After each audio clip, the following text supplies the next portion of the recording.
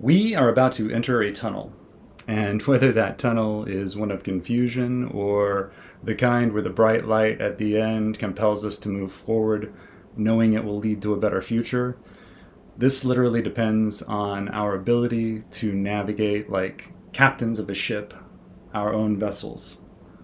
As we move through the chart of planetary astronomy that we call the study of astrology, when you look at charts to the obsessive granular level that I do, it becomes apparent why no one knows which way is up and which way is down most of the time. This is definitely one of those times. And what's about to happen over the next, let's say, 6 months, beginning with this eclipse cycle, this Mercury retrograde, and many of the other things that I'll talk about, will be a pivoting point of what was to what can be. And this can truly be a shining moment where everyone, as I keep saying, reaches their maximal potential. Greetings, salutations, and namaste. Since I started this channel like about a year ago now, actually, I've been mentioning reset or recalibration or whatever word you want to take the prefix RE and put in front of, but it's happening. And it sort of started with this movement of the north node of the moon, Rahu, and Ketu, the south node of the moon, into their respective positions of Aries and Ketu, which happened to be when I started this channel. And this is the natural first house, Aries, and the natural seventh house, Libra. This is a very much balanced point of the individual and other people being completely shifted because of these nodal points from April of last year until October of 2023. So Rahu and Ketu are what cause eclipses, and I've gone into the mythology and other things in other videos, so feel free to check those out. But there's so much happening in the transits right now, I'm just going to keep it to current events, which in fact I'm actually completely checked out of the actual current events that are happening. I've heard things here and there, but for the last few months, man, I have just been completely out of the loop. So yeah, hopefully it's helping my astrology better because I'm not as kind of clued into what's actually happening in real time. I'll try and make it short too, because I can only say keep oneself in an erect spiritual position for the duration of the next 3 weeks so many times. I could make it really easy and just say, nobody do anything. That's what a lot of astrologers say pretty much all the time. But you can't. I would say, here, I'll use a sports analogy. I hate to do that because it loses some people, but imagine like a soccer player going downfield, or even better, a running back in American football. When there's a sort of field of vision that you have opposition ahead, you can see the athlete kind of stutter stepping. They're in sort of a stasis of motion, waiting for their defenders to open up the field so that they don't have to get tackled while trying to get the ball into the end zone or whatever. This is kind of where we're at right now with the double whammy of a solar eclipse and a Mercury retrograde happening basically simultaneously. What would normally go for either one of these types of transits gets compounded exponentially when they happen simultaneously and in the same zodiac sign of Aries. So the typical don't do anything during Mercury retrograde, don't buy anything, don't sign anything.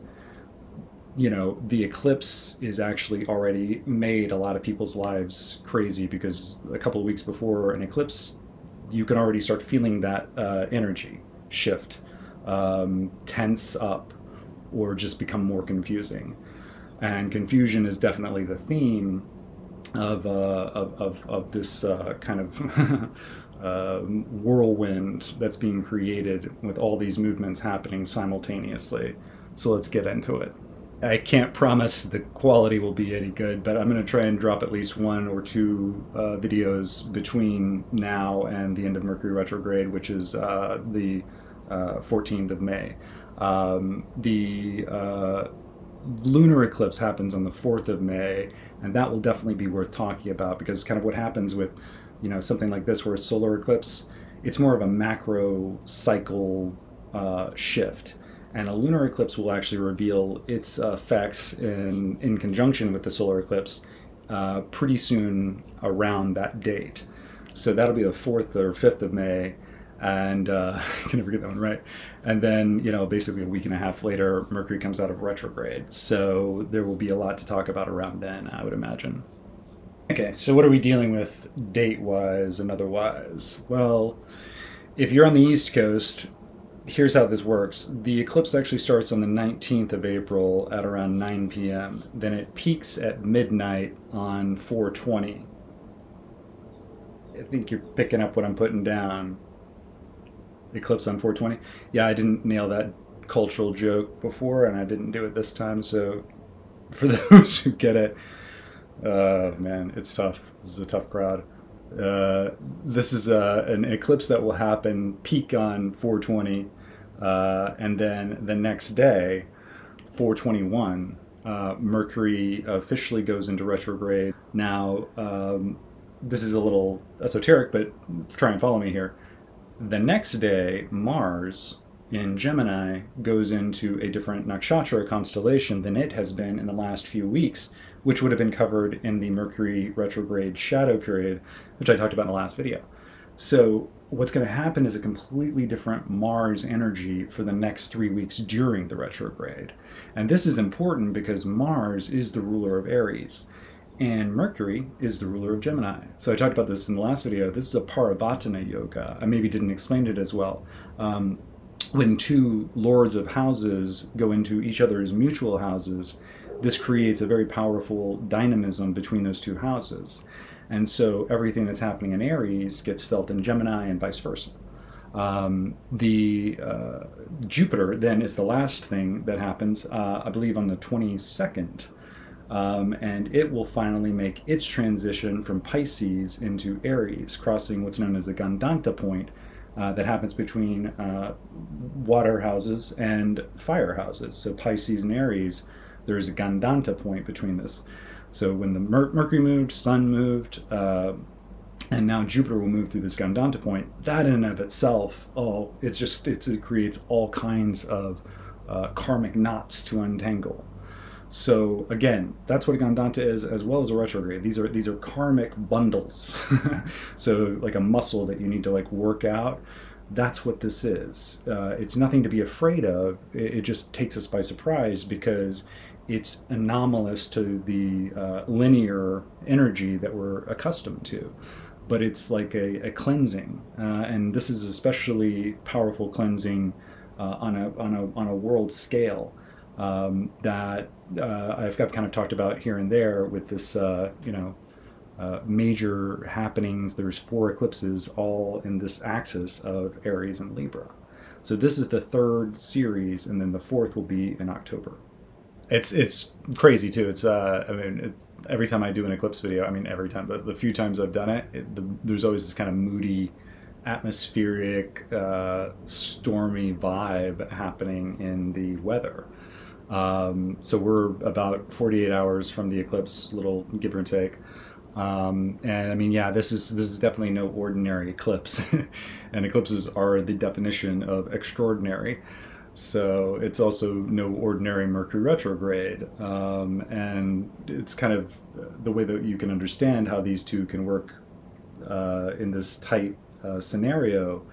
Retrogrades tend to hold back information, or especially in Mercury's case, data that would make us otherwise take an action that would be informed by a different context. So in other words, what's before retrograde and after retrograde, there's going to be some secrets revealed, there's going to be some new information come out, and all of a sudden the context will change, and you'll be like, FOMO, I wish I hadn't done that, sort of thing.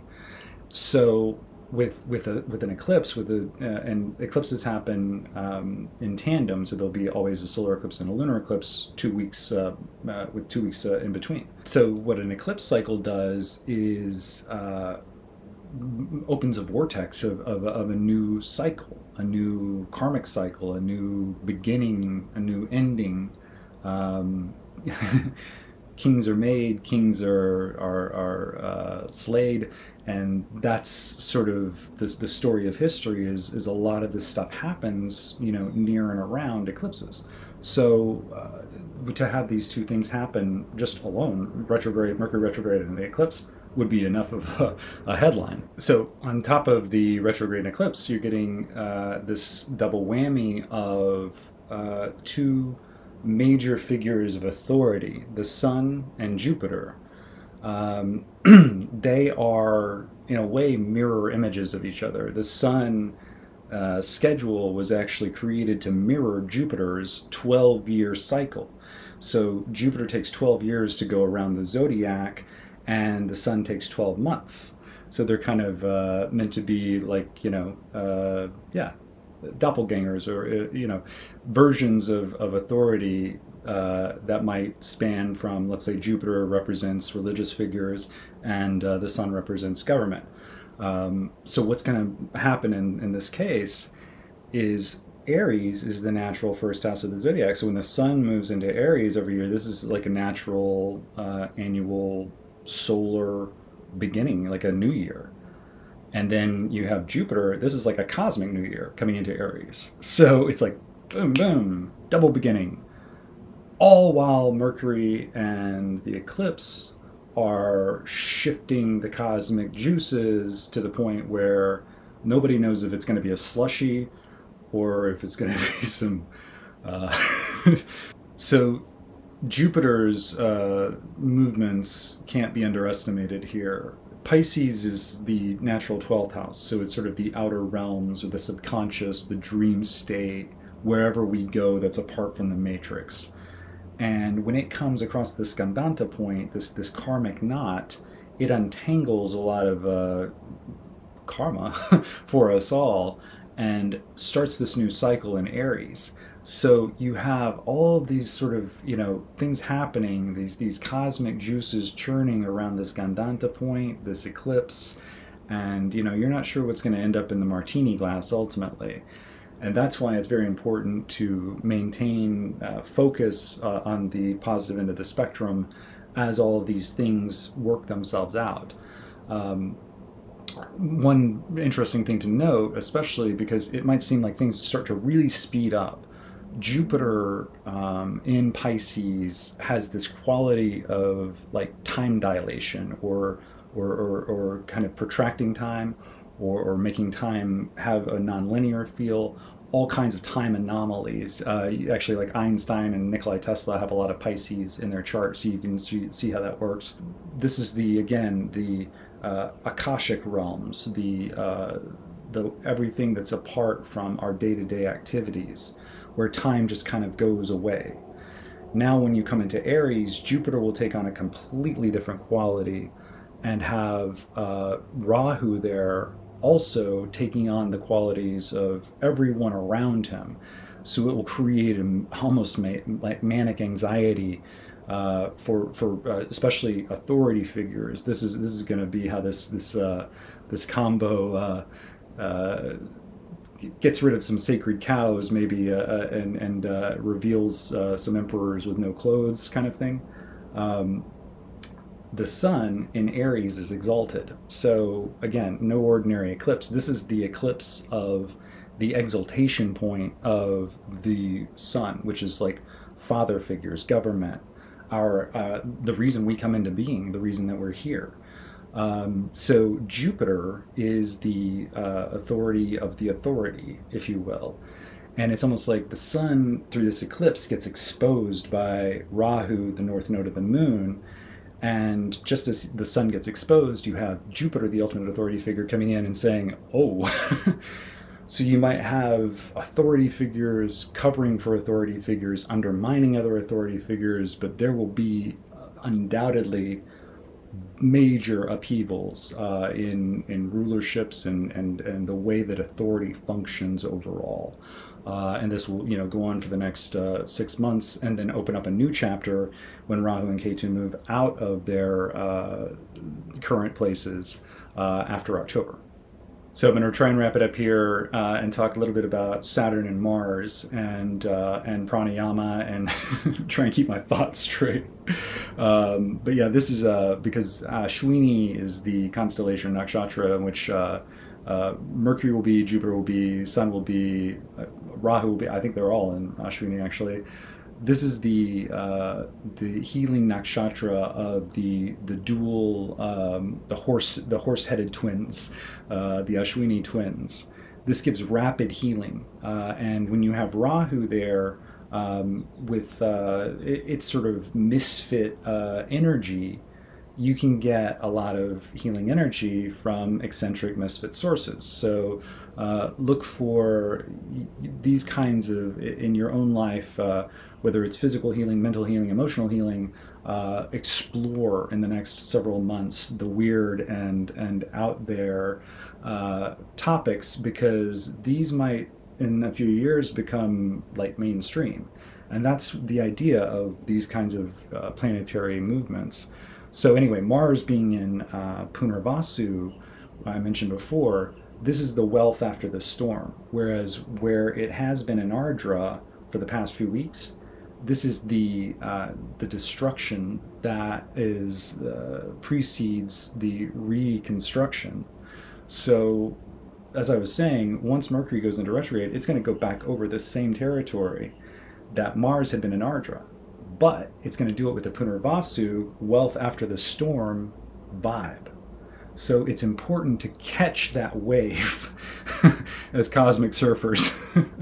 And finally, let's talk about Shani Dev, who is posted up in Shatabishak, which is the, again, very healing nakshatra about healing the communal the whole community, basically, the network circle of life.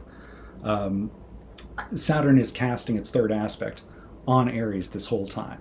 So all this like crazy mess that's happening, Shani Dev Saturn has its eye on the prize. So it will test people, and that's the idea. He tests people in these scenarios. Are you going to be humble? Are you going to be an asshole? That's pretty much the spectrum that we're living in right now. Everybody's got to find a middle ground, and that's what these shifts ultimately can benefit us by doing. So I'm going to snap it out there and wish everyone a blessed new cycle of beginning. And I'm going to try and match my intention to my words and all that as well, so please pray for me. Gratitude, and I'll see you guys sometime during the retro.